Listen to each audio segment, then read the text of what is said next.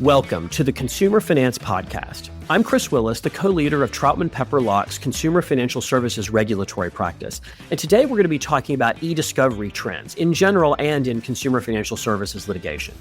But before we jump into that very timely topic, let me remind you to visit and subscribe to our blogs, troutmanfinancialservices.com and consumerfinancialserviceslawmonitor.com.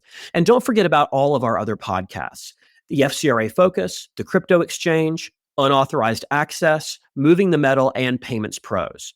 All of those are available on all popular podcast platforms. And speaking of those platforms, if you like this podcast, let us know. Leave us a review on your podcast platform of choice and let us know how we're doing.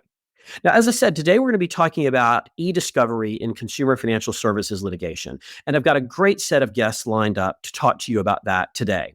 So first, I have my two partners, Joe DeFazio and Jason Manning. They're both partners in our consumer financial services litigation group. And we also have a very special guest, Alison Grounds. Alison is our partner who runs eMerge, which is Troutman Pepper Locke's dedicated eDiscovery unit. So Alison, Joe, Jason, thanks for joining me today. Glad to be here. Thanks, Chris. Thanks for having me. All right, let's start with, at the risk of asking too basic of a question, but Joe and Jason, let's start off by just setting the table. What is eDiscovery and why should I care about it, both me personally and the members of our audience who are out there listening? So in our digital world, everything's electronic now. And just because it is deleted doesn't mean it's gone. And so electronic or eDiscovery just has a very broad application to litigation because we need on the front end, our client to have very clear policies and procedures about what documents they maintain, how they maintain them, what their automatic deletion policy is, and then broader, how do they store documents? What happens when things are deleted? Are they in archive? Are they in backup? There have been a number of cases where an inordinate amount of time and money is spent on eDiscovery for lack of clear policies. Similarly, once you're in true eDiscovery, there's a lot of things that I wish our clients knew about before we got into the litigation in order to make their life easier during the litigation. And so that's really what we wanted to talk about today. So what kind of impact does eDiscovery have on the litigation that you and Joe engage in regularly, which of course is consumer financial services litigation? A lot of times between business disputes, commercial disputes, whether it's two banks fighting over a portfolio of loans or on the consumer side, a bank defending a class action that's brought on behalf of an individual consumer who's purportedly similarly situated to others.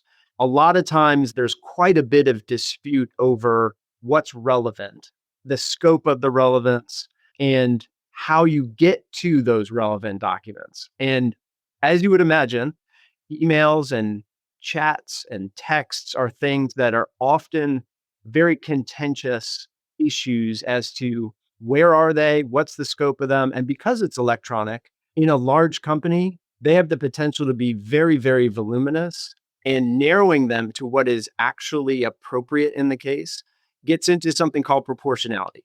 What is actually not just relevant broadly defined, but also fair or not overly costly to have to produce.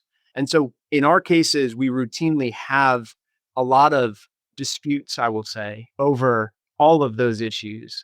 And we wanted to just share some of the best practices related to them. Yeah, I would echo what Jason has already mentioned. I would also say there's a couple core things that we want our listeners and clients to really focus on when we talk about eDiscovery. And some of them are, I'll start with efficiency and speed. So as long as you have the right eDiscovery tools, you can streamline identification, collection, review of ESI, which is electronically stored information. So it makes it faster for us to get to the relevant evidence compared to traditional paper discovery methods, which, as you can imagine, could take quite some time.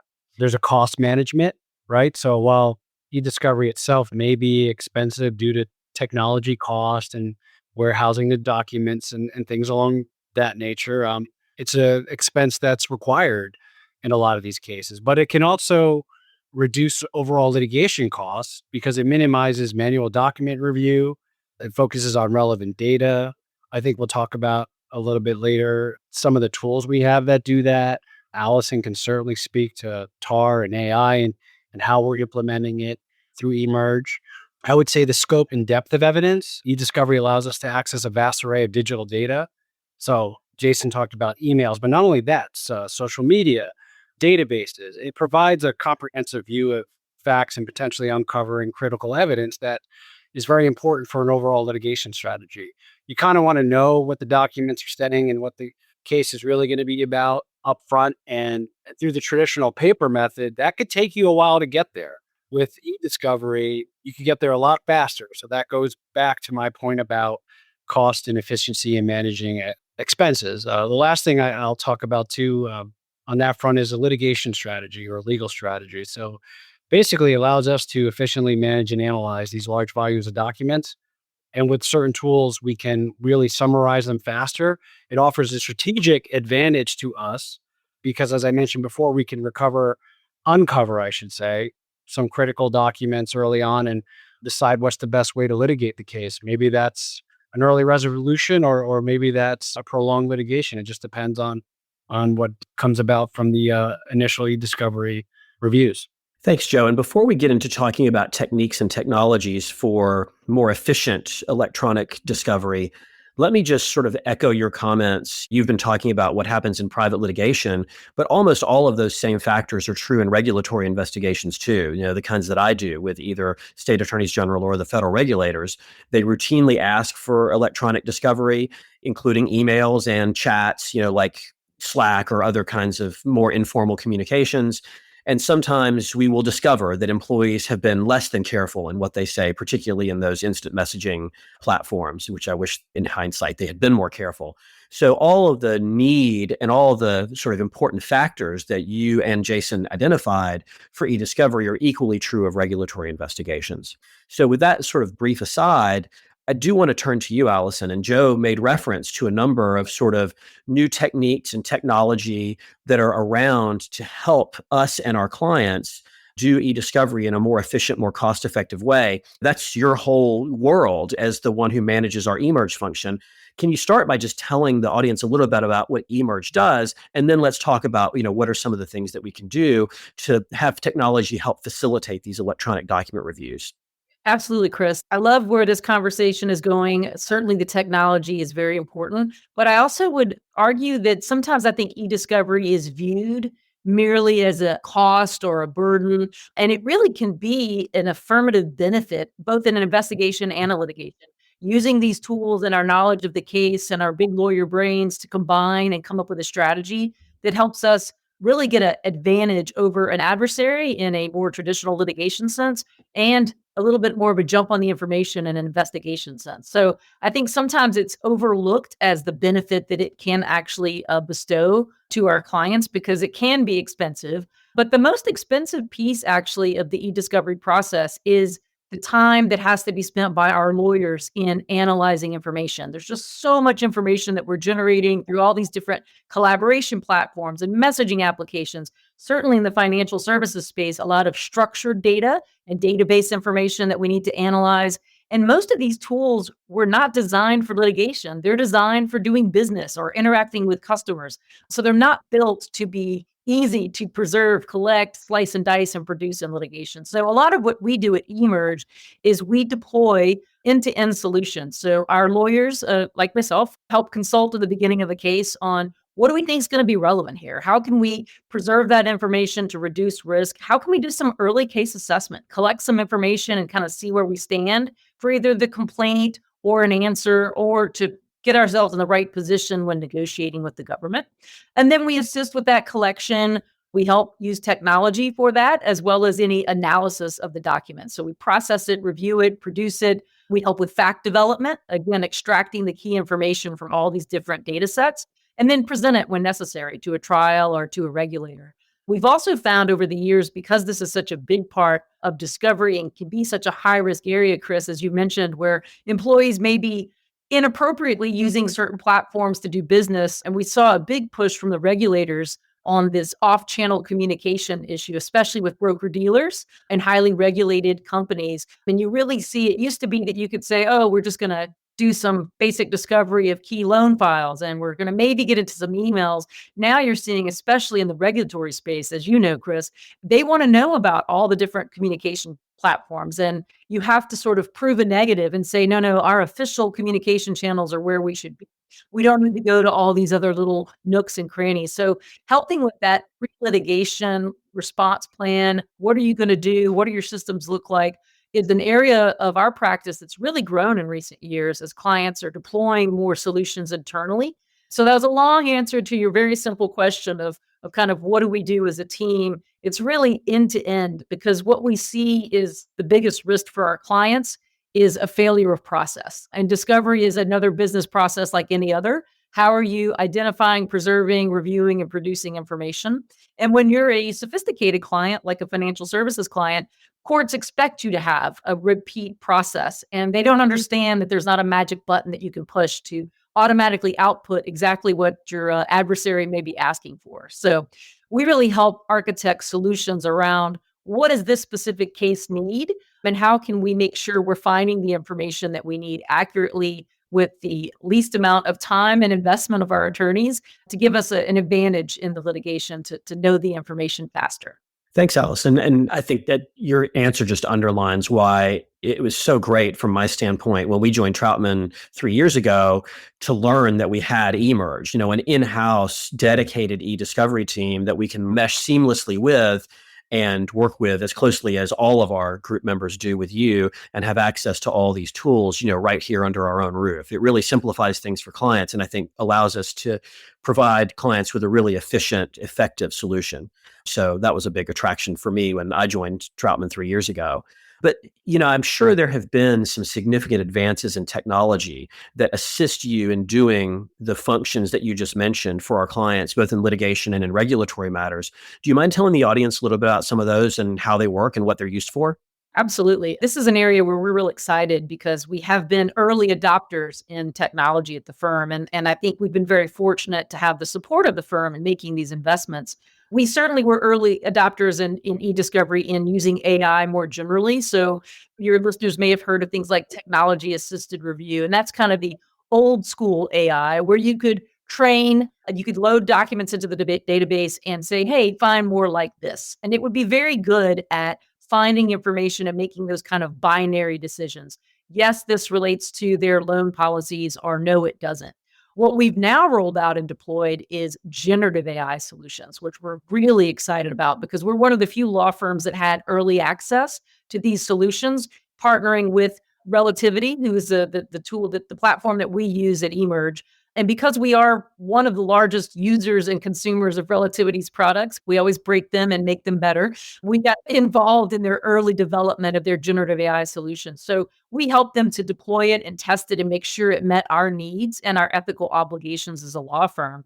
And because we had a full year to test it before it was available to the general public, we could feel comfortable using it in actual cases. And what generative AI does compared to the more classic AI is when you're analyzing information, you prompt it much like you would ChatGPT, except you're in a secure environment where that information is not going external. And when you give it that prompt, you can code documents for multiple issues at a time. And instead of just getting a binary yes or no, where you don't really see how the machine is reaching that decision under a more traditional machine learning model, it's very transparent. It generates an explanation for why the document relates to a particular topic. And it also will give it sort of counter thought, like, but here's maybe any hesitancy I have. It will also highlight the specific portion of the document it's relying on for its analysis. And it can be used to do things like create chronologies, do fact development, deposition prep outlines, as well as privilege logs. So it's really the next level of technology, and it's infinitely more accurate than I think prior technologies we've seen, more transparent in the sense that you can see how that result is being generated, and also helps with more downstream use cases. So not just is it responsive or not, but what does it relate to, and how do these witnesses connect? And is there a gap in this production? So we've been able to use Relativity tools and develop some of our own. That's why we like Relativity. We can build our own products and overlay them. So One of the tools we recently won an award for is called Flywheel, and it has some sort of pre-done prompting, things we commonly like to do with data sets, and it allows us to do gap analysis. So if our adversary isn't producing documents we would expect to see, it can flag that for us pretty quickly and give us a summary of a big data dump. And it can say, here's what's in this pile and direct us to what we need to see sooner. So really exciting technology developments in this space that help us narrow in and focus our efforts on what matters sooner, and also help us see if there's any deficiencies in our own productions or in our adversaries. Yeah, that's amazing. And sort of as an intuitive matter that AI and machine learning should be good at handling and distilling large data sets, but putting that into practice is a significant innovation. And I think that's a very cool thing that you all have done and something that I think our clients are very much advantaged by. So back to you, Joe and Jason. You see eDiscovery day in and day out in your litigation matters. What kind of trends are you seeing in the litigation context surrounding this topic? So the first one that comes to mind is something that Alison referred to about sometimes there's client reluctance to engage early on with that discussion. The problem with that is you get into you're behind the eight ball situation, and now it's the hurry up and figure it out. We've really been emphasizing on the front end, like we want to talk to your tech folks now, right? And the beauty of having eMerge is their tech folks speak the same language as the client's tech folks, right? Like they know databases, they know fields, they know data accessibility and storage. And so they can speak in the same language. How is it stored? How do we access it? And to Alison's point, just because it's there doesn't mean it's accessible or searchable in the manner that your opposition wants it. And so related to that, there's a front end discussion. Then once you've processed that first batch of documents, if you will, running those AI tools across them, we actually did this, Joe and I both had a video conference with an eMerge team member, and they walked us through the generative AI results. Here's of this voluminous data set. Here's what we're seeing. Here's how it looks. Let's talk through these search results. Do you think there's something different? Is there another question we should be asking?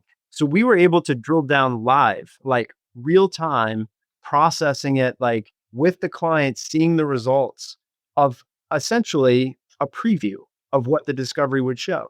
And the client was thrilled. I mean, they got all kinds of nice like pie charts and responsive hits and things like that. We were able to drill down into a more specific responsiveness set of documents. And then we have to run the redactions, right? And redactions can be very, very expensive if you're doing it manually, right? It's absurd. But they have other tools, and Alison could speak to it, where you run, hey, we want you to load these names. Like, let's say it's a list of potential class members, run them and redact every hit of those names automatically. No human being is doing that work, right? That the machine generates it. We do a sample QC and we produce. It's way more efficient. And Alison, I may have said that wrong, so correct me. No, you're right on. And the redaction tool is pretty interesting area. We have a couple of custom solutions there too. We have some off-the-shelf tools that will do that, right? It'll automatically redact things that you tell it to look for. And we recently started deploying, and this was from Flywheel helps us to do this too. I'm not giving this the best justice either, but almost like geographic redactions, right? So if you know that there's a common document type, like a loan application, where there's sensitive information that's always in the same quadrant of the document, it can automatically redact by location. So you can do word-based redactions of personal identifying information and things that you know to look for. And you can also, even if you don't know all the names you need to redact, do that more geography-based redaction work to find and redact it. And you're right, redaction's one of the most expensive pieces of the discovery process. So having some automation there has been really helpful.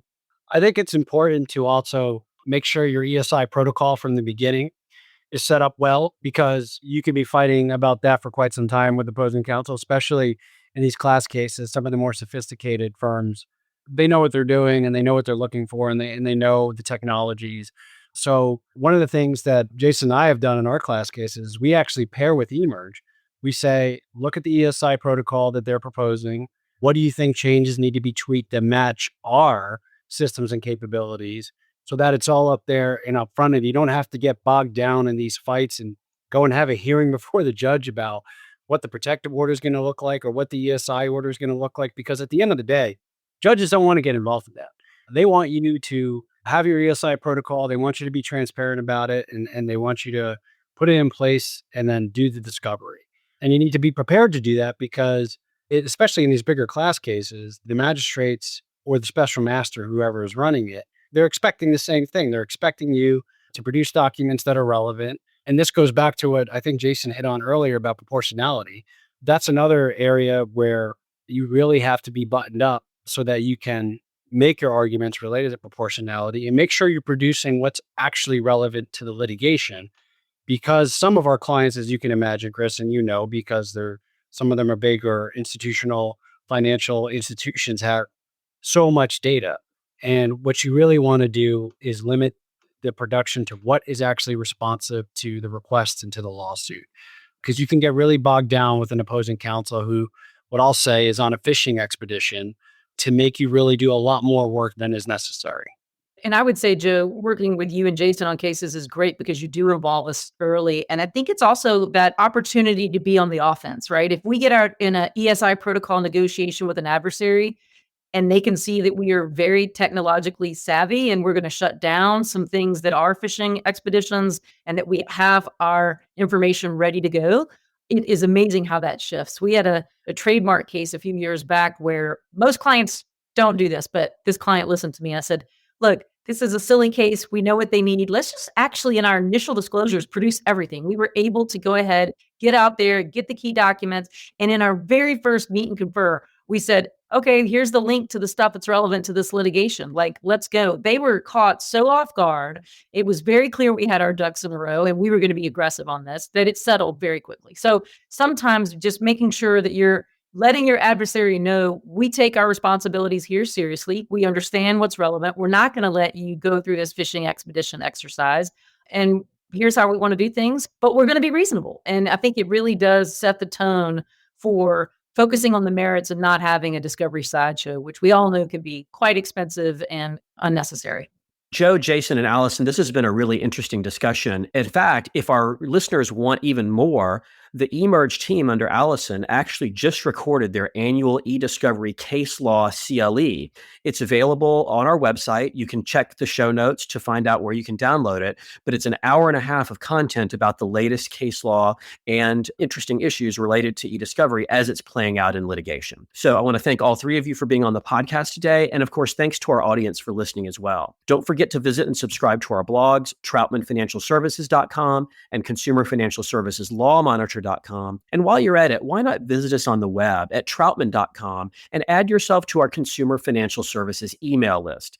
That way we can send you copies of our alerts and advisories that we send out, as well as invitations to our industry-only webinars that we put on from time to time. And of course, stay tuned for a great new episode of this podcast every Thursday afternoon. Thank you all for listening. Copyright Troutman Pepper Locke, LLP. These recorded materials are designed for educational purposes only. This podcast is not legal advice and does not create an attorney-client relationship. The views and opinions expressed in this podcast are solely those of the individual participants. Troutman does not make any representations or warranties, expressed or implied, regarding the contents of this podcast. Information on previous case results does not guarantee a similar future result. Users of this podcast may save and use the podcast only for personal or other non-commercial educational purposes. No other use, including without limitation, reproduction, retransmission, or editing of this podcast may be made without the prior written permission of Troutman Pepper Locke. If you have any questions, please contact us at Troutman.com.